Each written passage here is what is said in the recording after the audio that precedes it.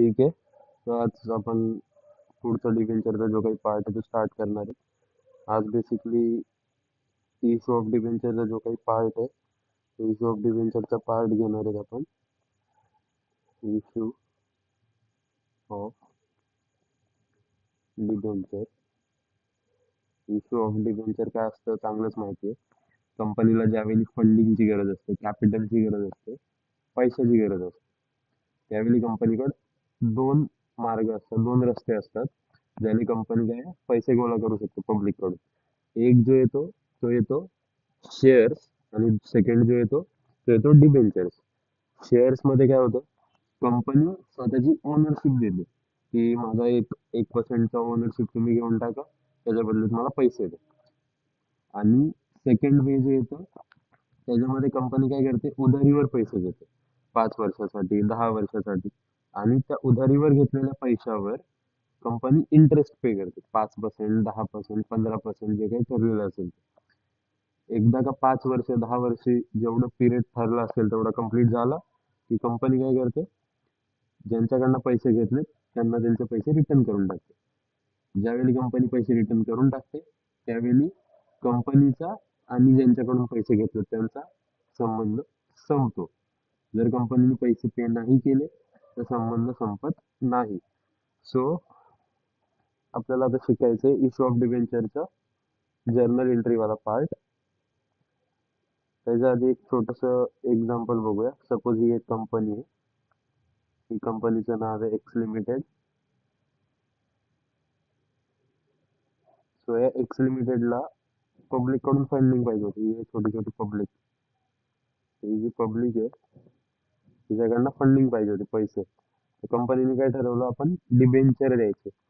Debenture द्यायचे म्हणजे काय, डिबेंचर आता वस्तू तर नाही गाडीसारखी घेतली आणि घेऊन दिली. तर कंपनी या लोकांना काय बोलते, गिव्ह मनी, मला पैसे द्या. आणि कंपनी या लोकांना काय देते, एक डॉक्युमेंट देते. काय देते, डॉक्युमेंट. आता ह्या लोकांनी, या सगळ्या लोकांनी कंपनीला पैसे दिले.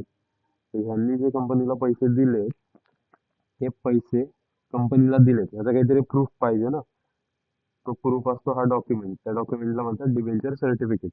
त्या डिबेंचर सर्टिफिकेट मध्ये काय लिहिलं जातं, वी, वी म्हणजे कोण, कंपनी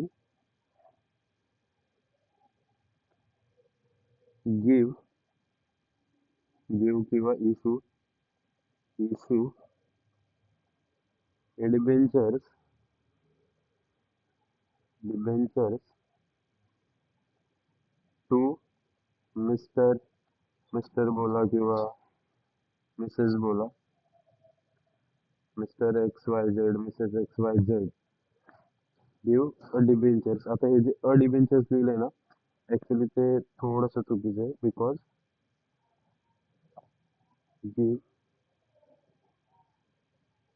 10%, तिथे इंटरेस्टचा रेट पण लिहिला जातो. हे 10% काय इंटरेस्टचा रेट आहे, म्हणजे जेवढी अमाऊंट पब्लिक कडून घेतली जाईल त्या अमाऊंटवर 10%चा इंटरेस्ट त्यांना पे केला जाईल.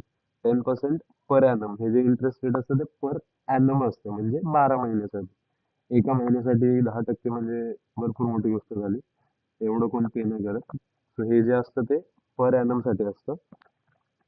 For we issue 10% debenture to mister x y z for 10 years. आता हे 10 इयर्स काय, 10 इयर्स म्हणजे किती वर्षासाठी ते डिबेंचर घेतलंय कंपनीने, किती वर्षांनी त्याचं रिडम्पशन करणार आहे, किती वर्षांनी कंपनी त्याचे पैसे रिटर्न करणार आहे, हा वाला पिरियड. आता हे जे 10% आहे ते काही फिक्स नाहीये. ते 10%चं 10%चं 12%, 15% होऊ शकतं. आणि या 10 वर्षाचं पण सेम आहे, 10 वर्षाचं फिक्स नाहीये. कंपनीला पाहिजे तर कंपनी थोडंफार मागे पुढे करू शकते. म्हणजे त्याचं 5 वर्ष, 10 वर्ष, 15 वर्ष, 12 13 असं कंपनी ठेवू शकते, जसं कंपनीला पाहिजे तसं. फक्त इथे एक गोष्ट लक्षात ठेवण्यासारखी अशी आहे की rate of interest, may be ही गोष्ट माहिती असेल तुम्हाला. Rate of interest, dividend, rate of इंटरेस्टच नाही डिव्हिडंड पण, dividend is paid on face value face value of security face value of security ती जी व्हॅल्यू आहे ना ते जे इंटरेस्ट आहे ते फेस व्हॅल्यूवर पे केलं जातं. म्हणजे एक सिम्पल जर एक्झाम्पल मी बघितलं, फॉर एक्झाम्पल समजा एक डिबेंचर आहे, आपला डिबेंचरचा विषय चालला म्हणून मी डिबेंचर घेतलं. त्या डिबेंचरची फेस व्हॅल्यू म्हणजे कंपनीने ठरवलेली, कंपनीच्या बुकमध्ये लिहिलेली व्हॅल्यू समजा 100 रुपीज आहे, 100 each.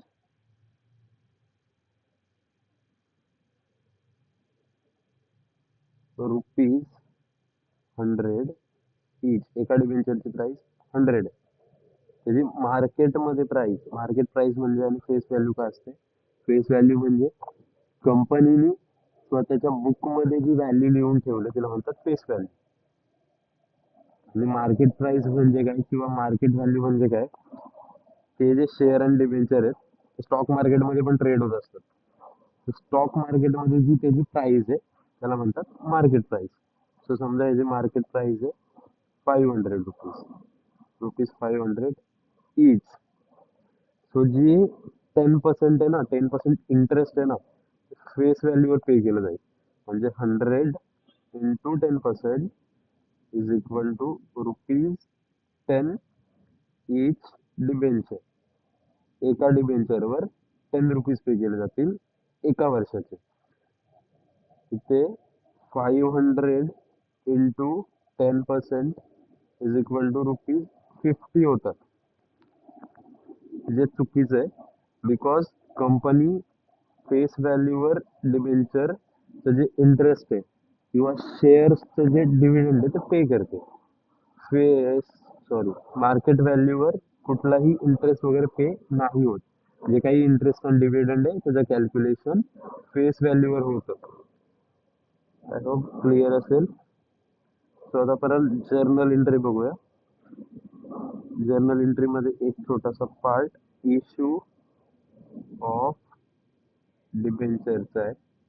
इश्यू ऑफ शेअर जर येत असेल तर एकदम हलवा टॉपिक आहे हा, issue of debenture. Because issue of शेअर्समध्ये आपण फक्त लिहायचं शेअर कॅपिटल, इश्यू ऑफ डिबेंचरमध्ये शेअर कॅपिटलच्या जागी लिहायचं फक्त डिबेंचर कॅपिटल. डिबेंचर असू दे शेअर असू दे दोन्ही बॅलन्स शीटमध्ये लायबिलिटी साईडला दिसतात. त्यामुळे दोघांचे जे इफेक्ट आहेत ते सेमच जातात. ती पण लायबिलिटी ती पण लायबिलिटी, फक्त नाव चेंज होतं. इश्यू ऑफ डिबेंचर असतात दोन टाईपचे. पहिली गोष्ट ही माहिती पाहिजे. दोन टाईपचे कोणते असतात? पहिलं जे येतं on instalment basis, on instalment basis and on lump sum basis. On instalment basis, on lump sum basis. आता ऑन इन्स्टॉलमेंट बेसिस काय असतं? जो नॉर्मली आपलं ॲप्लिकेशन मनी आधी द्या, त्यानंतर अलॉटमेंट मनी द्या, त्यानंतर मग फर्स्ट कॉल मनी, फायनल कॉल मनी, ह्या सगळ्या प्रोसेसला म्हणतात इन्स्टॉलमेंट मनी. म्हणजे 100 रुपयाचा डिबेंचर पार्ट पार्टमध्ये तुम्ही पे करा. म्हणजे आता द्या 20 रुपये, जेव्हा मी नेक्स्ट टाइम मागेल तेव्हा जे काही मागेल 20 रुपये 30 रुपये तेव्हा द्या. बाकीचे राहिलेले पैसे जेव्हा मी मागेल तेव्हा द्या. म्हणजे आज मागितले मी समजा ॲप्लिकेशनच्या टाइमला 30 रुपये, राहिले किती? 70 रुपये. 70 रुपये समजा मी 70 रुपये मधले 20 रुपये मागितले पुढच्या वर्षी, तर पुढच्या वर्षी 20 रुपये द्या. त्याच्या पुढच्या वर्षी मी 30 मागितले तेव्हा 30 रुपये द्या. म्हणजे एका टाइमला मी सगळं पेमेंट नाही घेते, इन्स्टॉलमेंटमध्ये छोट्या छोट्या पार्ट्समध्ये पेमेंट घेतो. ह्याला म्हणतात इन्स्टॉलमेंट बेसिस. आणि लंप सम बेसिस काय असतं? ज्यावेळी तुम्ही डिबेंचर परचेस कराल त्यावेळी परचेस कराल म्हणजे ज्यावेळी आपण ॲप्लिकेशन देतो डिबेंचरसाठी, पब्लिक ज्यावेळी ॲप्लिकेशन देतो डिबेंचरसाठी, त्या ॲप्लिकेशनच्या टाइमला तुम्हाला सगळे पैसे पे करावे लागतील. त्याला म्हणतात लंप सम बेसिस. सो आपण दोघांच्या जर्नल एंट्री बघणार आहे. फर्स्ट ऑफ ऑल आपण बघूया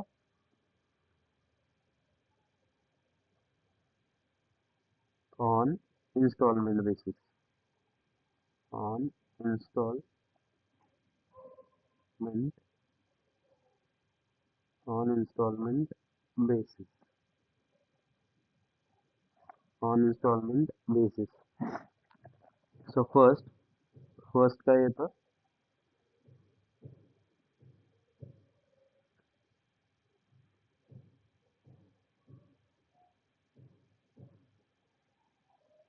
फर्स्ट येतं ऍप्लिकेशन.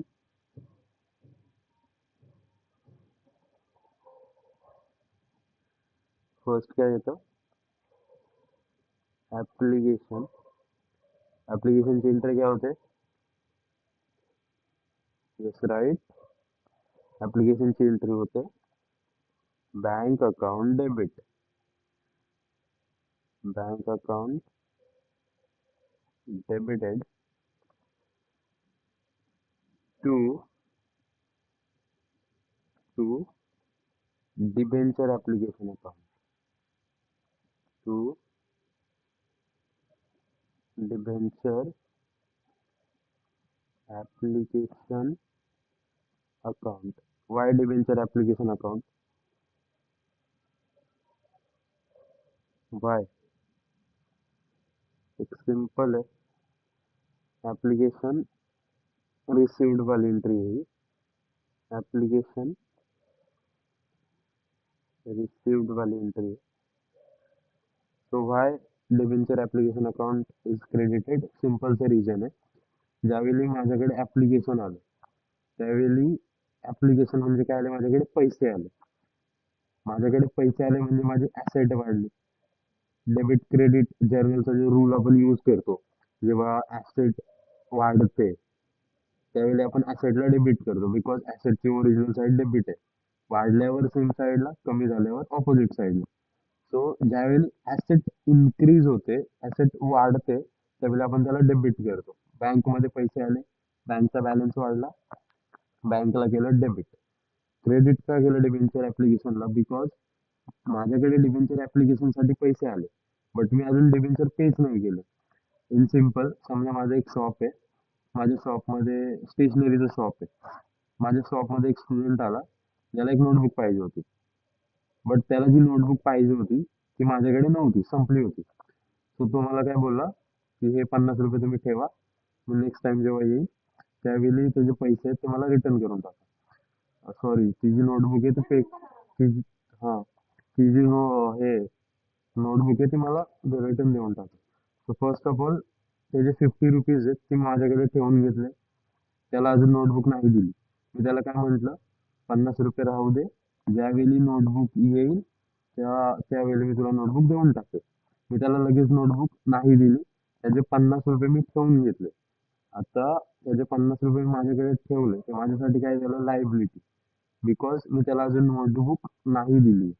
ज्यावेळी मी त्याला नोटबुक देईल माझी लायबिलिटी कॅन्सल होईल आणि इन्कम दिसेल, बिकॉज नोटबुक सेल करणं माझा बिझनेस आहे, आणि ज्यावेळी मी बिझनेस मधले गुड्स विकतो त्यावेळी ते माझं इन्कम असतं.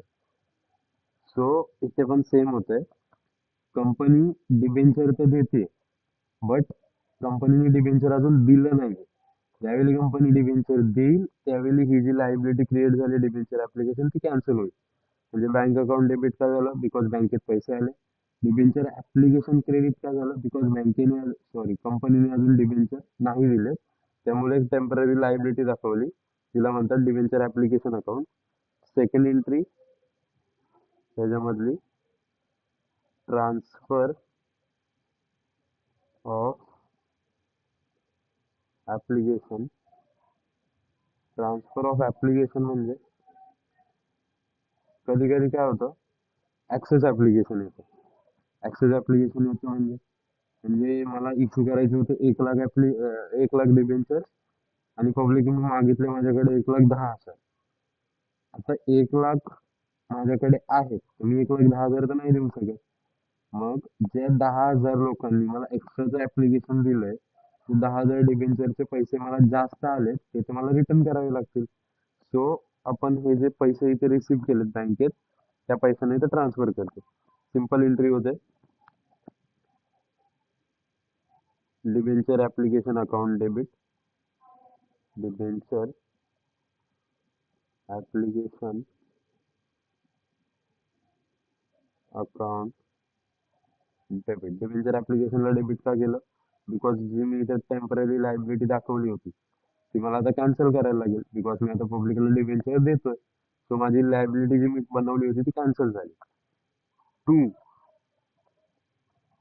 हे पैसे मला आता डिबेंचर विकल्यामुळे भेटले. डिबेंचर माझी काय असते, लायबिलिटी. लायबिलिटी दिसते क्रेडिट साइडला. So to debenture capital account किंवा डिबेंचर अकाउंट लिहिलं तरी चालतं. Debenture capital account, transfer of application money, debenture application account debit to debenture capital account. मी माझे पैसे कॅपिटल मध्ये ट्रान्सफर केले. कधी कधी इथं येऊ शकतं to bank account. Bank account का आलं, सिंपल रिझन आहे, जर माझ्याकडे एक्सेस ऍप्लिकेशन आलं तर मला रिटर्न करावं लागेल. To security premium account. SP account का आलं, कधी कधी ऍप्लिकेशन मध्ये प्रीमियम पण इन्क्लूड असतं, तर ते प्रीमियम पण आपण इथं कन्सिडर करतो. ओके, फर्स्ट दोन entry application receive, transfer of application. Third entry, third entry आहे allotment. Allotment due. Allotment due ची एंट्री काय होईल, अलॉटमेंट ड्यू ची एंट्री होते डिबेंचर.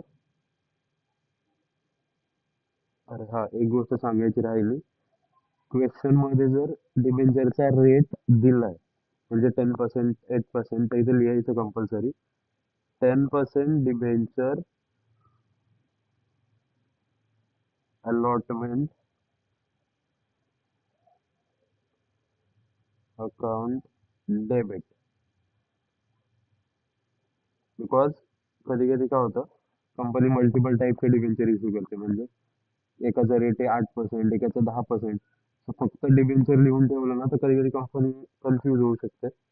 आता आपलं एक्झाम लिहून इम्पॉर्टंट नाहीये, बट जर आपण पर्सेंटेज लिहिलं तर एक चांगलं इम्प्रेशन पडतं एक्झामिनरवर, त्यामुळे पर्सेंटेज लिहावं.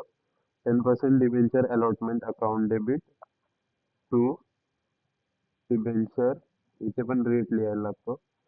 10% debenture capital account to S P account. जर एस पी असेल तर एस पी अकाउंट. फोर्थ वाली entry allotment money receive. Allotment money receive. Allotment money receive ची सिंपल एंट्री काय आहे, बँक अकाउंट डेबिट. बिकॉज पैसे आल्यामुळे बँक झालं debit. So bank account debited to, हे जे वरती आलं होतं ते झालं कॅन्सल. 10% डिबेंचर अलॉटमेंट जे दाखवलेलं ते मी ते कॅन्सल केलं. 10% डिबेंचर, जर इथे 8% असेल क्वेश्चन मध्ये तर इथे 8% येईल. 8%. आता मी एक एक्झाम्पल म्हणून 10% घेतले. To 10% debenture capital account, same interest सगळं. आता इथं मी calls in arrears, calls in advance हे सगळं नाही घेतलंय. बट जर नीट बघायला गेलं तर इश्यू ऑफ शेअर्स मध्ये त्याचा जसा जसा इफेक्ट जायचा इश्यू ऑफ शेअर्स मध्ये, सेम इफेक्ट इथे पण जाईल. म्हणजे जसं इश्यू ऑफ शेअर्स मध्ये आपण कॉल्स इन एरियर्सला आणि कॉल्स इन ऍडव्हान्सला ट्रीट करायचो, त्याचा जो इम्पॅक्ट आहे, इथे जो इम्पॅक्ट आहे या गोष्टीचा, तो इम्पॅक्ट तो सेम राहतो. म्हणजे चेंज नाही.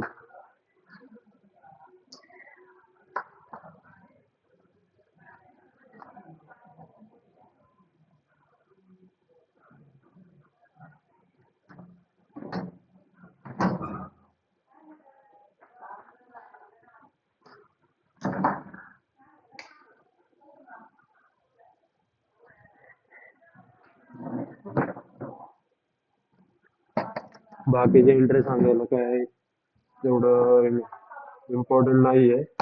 बिकॉज बाकीच्या ज्या सगळ्या एंट्री आहेत त्या इश्यू ऑफ शेअरशी रिलेटेड आहेत, त्या पण इश्यू ऑफ शेअरशीच रिलेटेड होत्या.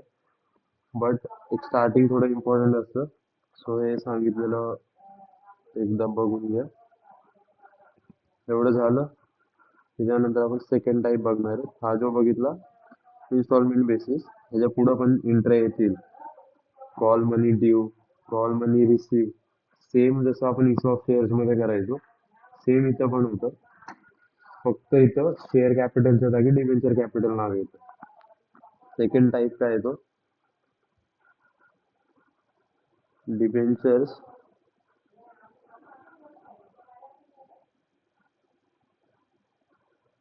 Issue on lump sum basis.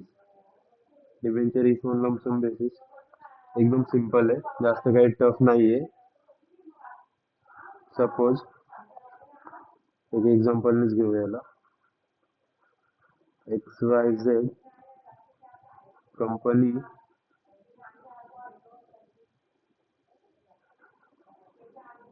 Issue 10% issue issue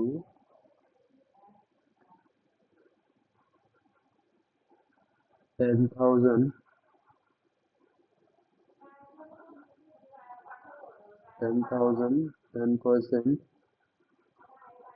debentures of rupees 100 each at a premium of rupees 10. आता हे जे इशू केलेत लमसम बेसिसला इशू केले असं समजून आपण क्वेश्चन सॉल्व्ह करणार आहेत. एक्झाम मध्ये स्पेसिफाय असतं लमसम बेसिसने क्वेश्चन सॉल्व्ह करायचा आहे की इन्स्टॉलमेंट बेसिसने सॉल्व्ह करायचं आहे. जर नसेल दिलं सिम्पली आपला इन्स्टॉलमेंट बेसिसने सॉल्व्ह करायचं, बिकॉज नॉर्मली तीच टेक्निक आपण यूज करतो. ठीक आहे, आपण आन्सरला स्टार्ट करूया. फर्स्ट ॲप्लिकेशनची एंट्री होईल. नॉर्मल ॲप्लिकेशन मनी रिसीव, ॲप्लिकेशन मनी रिसीव, ॲप्लिकेशन मनी रिसीवची एंट्री काय होईल. क्वेश्चन एकदा रीड करूया परत. XYZ कंपनी इश्यू 10,000, हँडरायटिंग माझी एकदम टॉप क्लास आहे मला माहिती आहे, कॉम्प्लिमेंट देऊ नका फक्त त्याच्यावर. XYZ company issue 10,000 10% debenture of rupees 100 each at a premium of rupees 10. Simply application money आधी आलंय आपल्याला. किती शेअर आहेत, 10,000 शेअर, सॉरी 10,000 डिबेंचर. सो पैसे आले, पैसे आल्यामुळं बँक अकाउंट झालं. कलर थोडा चेंज करतो मी, कन्फ्युजन होईल. जर्नल एंट्री कोणती, हेडिंग कोणती. ओके, रेड कलर मध्ये एंट्री घेतो.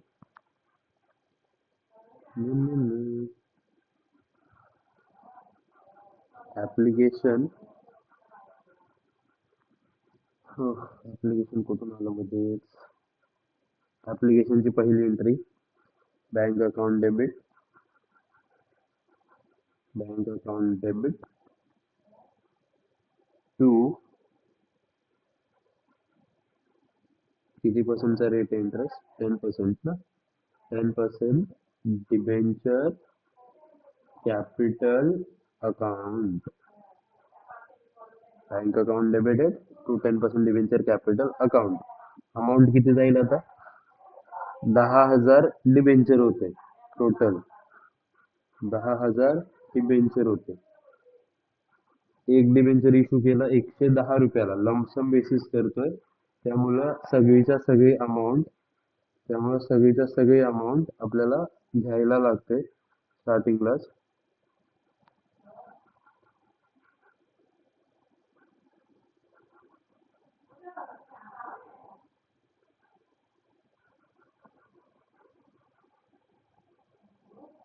तर सॉल्व ऑटोमॅटिक आलं. काहीतरी चुकीचं आलं. किंवा माझं झिरो याला कमी दिसलाय. ठीक आहे बाळा, 10,000 आहेत रे. 10,000 into 110, 100 रुपीचा शेअर. बाळा सोल्व कर. सो आन्सर आलंय 11 lakhs. टेक्नॉलॉजी जरा यूज होते इथं. बँक अकाउंट डेबिट, बँकेमध्ये पैसे आले किती? 11 लाख. बिकॉज लमसम बेसिस आहे. लमसम बेसिस मध्ये सगळेच्या सगळे पैसे ऍप्लिकेशनच्या टाइमला रिसीव्ह होतात. कंपनी काय बोलते, मला आता इन्स्टॉलमेंट मध्ये पैसे नको आहेत, आता तुला डिबेंचर पाहिजेत ना, मग सगळेचे सगळे पैसे आता पे कर. 11 लाख आले, 11 lakh debit, 11 lakh credit. Second, application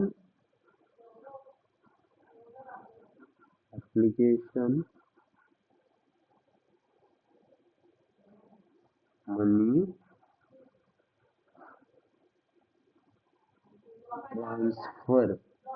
आपण कशामध्ये ट्रान्सफर करतो? ऍप्लिकेशन.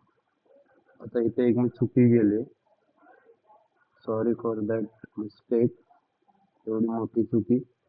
10% डिबेंचर कॅपिटल अकाउंट लिहिलंय मी चुकून इथं. स्टार्टिंगला आपण डिबेंचर ऍप्लिकेशन अकाउंट मध्ये पैसे ठेवतो. काय यार, तुमच्या पण मिस्टेक लक्षात येत नाही. 10% डिबेंचर ऍप्लिकेशन अकाउंट. आता ट्रान्सफर करताना डिबेंचर कॅपिटलला पैसे जातील.